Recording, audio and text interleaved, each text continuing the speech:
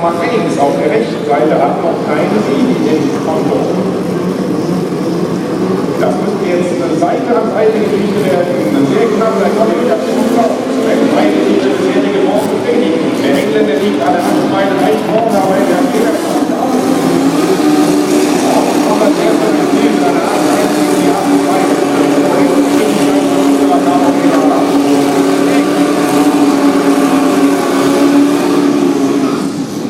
Aus Dänemark kommt die von Sudoku alles unterstützte Turbo Hayabusa von Muttens.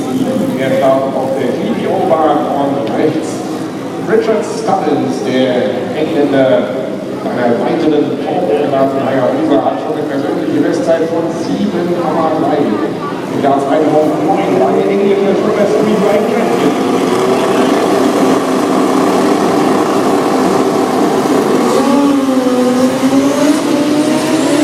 David hier mit 160 Fußzeit, die 8 Meilenkraft der 5 Minuten, da hat er schon 246